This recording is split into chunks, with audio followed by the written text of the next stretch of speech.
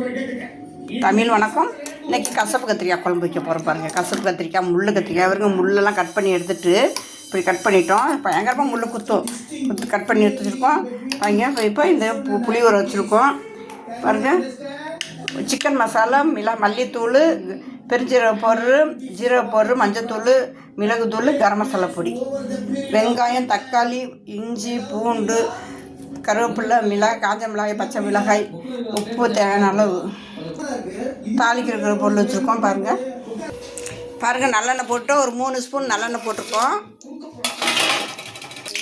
பாருங்கள். இந்த பட்டையெல்லாம் அதில் போட்டோம். இப்போ இந்த தக்காளி, வெங்காயம் இது எல்லாத்தையுமே ஒன்றா அதில் போட்டுருவோமே. எல்லாத்தையும் ஒன்றா சேர்த்து மொத்தமாக போட்டுருவோமே பாருங்கள். இது எல்லாம் ஒன்றா சேர்த்துட்டோம். எல்லாம் சேர்ந்து வதங்கட்டுமே பாருங்கள். மஞ்சத்தூளும் போட்டுக்கிட்டோம் பாருங்கள். இப்போ இந்த காயம் கொட்டிடுவோம், கொட்டி கிண்டிடுவோம் நல்லா பாருங்கள். வதங்கிட்டுருக்கு. இப்போ இந்த மசாலையும் இதில் சேர்த்து நல்லா கிண்டி விட்டுருவோம் பாருங்கள். மசாலையெல்லாம் போட்டு கிண்டிட்டோம். இப்போ இதுக்கு தேவையான அளவு புளி ஊற்றுறோம் பாருங்கள். புளி ஊற்றி கிண்டிடுவோம் பாருங்கள். குழம்பு தேவையான அளவு புளி கரைசல் ஊற்றிட்டோம்.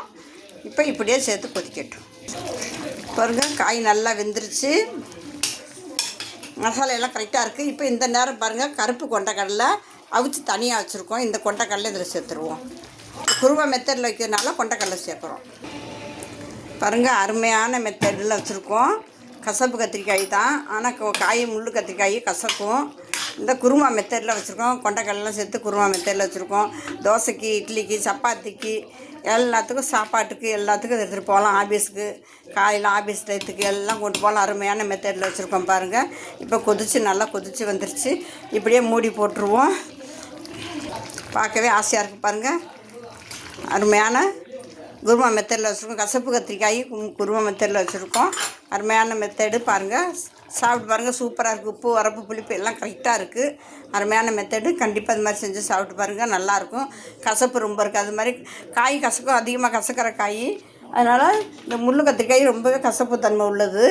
இது உடம்புக்கு ரொம்பவே நல்லது. கிருமியெல்லாம் அழிச்சிடும். வயிற்றில் உள்ள கிருமியெல்லாம் வெளில கொண்டு வந்துடும். அருமையான காய். இது பறித்து ஒரு வாரமாக பிரிச்சுக்கலையே வச்சுட்டேன், அதனால தான் கொஞ்சம் வாடிடுச்சு பாருங்கள். அருமையான மெத்தடு. கண்டிப்பாக செஞ்சு சாப்பிட்டு பாருங்கள்.